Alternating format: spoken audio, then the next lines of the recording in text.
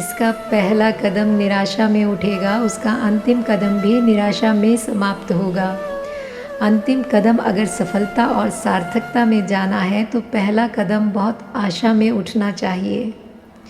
बहुत कुछ इस पर निर्भर करता है आपके चित्त का कि क्या आप आशा से भरकर किसी काम को कर रहे हैं या निराशा से। अगर आप पहले से निराश हैं तो आप अपने ही हाथ से उस डाल को काट रहे हैं जिस पर आप बैठे हुए हैं। ध्यान के संबंध में आशा से भरा हुआ होना बड़ा महत्वपूर्ण है।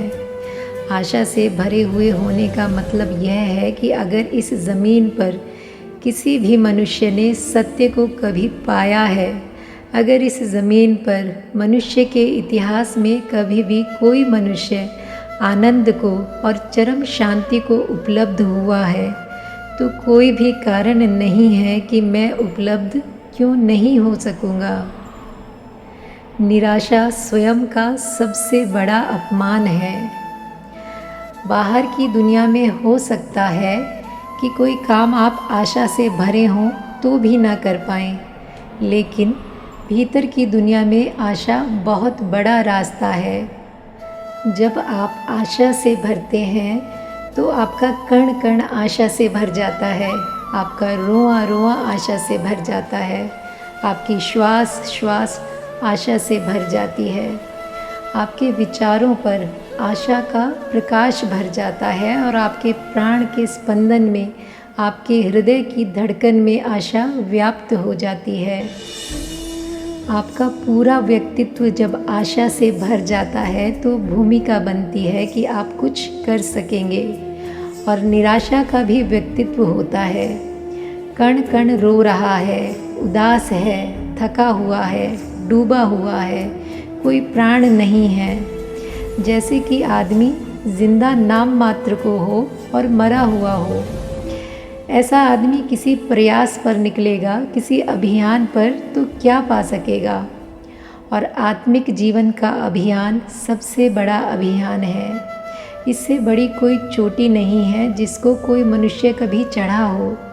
इससे बड़ी कोई गहराई नहीं है समुद्रों की जिसमें मनुष्य ने कभी डुबकी लगाई हो। स्वयं की गहराई सबसे बड़ी गहराई है और स्वयं की ऊंचाई सबसे बड़ी ऊंचाई है। इस अभियान पर जो निकला हो उसे बड़ी आशाओं से भरा हुआ होना चाहिए। हमारी निराशा इतनी गहरी है कि जब हमें कुछ मिलना भी शुरू होता है तो निराशा के कारण दिखाई नहीं पड़ता।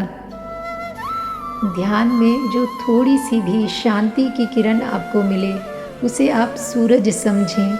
इसलिए सूरज समझें कि उसी किरण का सहारा पकड़कर आप सूरज तक पहुंच जाएंगे। इस अंधकार से भरे कमरे में अगर मैं बैठा हूँ और मुझे एक थोड़ी सी किरण दिखाई पड़ती है तो मेरे पास दो रास्ते हैं। एक तो मैं यह कहूँ कि यह किरण क्या है, अंधकार इतना घना है, इस किरण से क्या होगा, अंधकार इतना ज़्यादा है। एक रास्ता यह भी है कि मैं यह कहूँ कि अंधकार कितना ही हो लेकिन एक किरण मुझे उपलब्ध है और अगर मैं इसकी दिशा में इसका अनुगमन करूं तो मैं वहां तक पहुंच जाऊंगा जहां से किरण पैदा हुई है और जहां सूरज होगा। आशा से भरा हुआ मन आपको आपकी मंजिल तक ज़रूर पहुंचा देगा।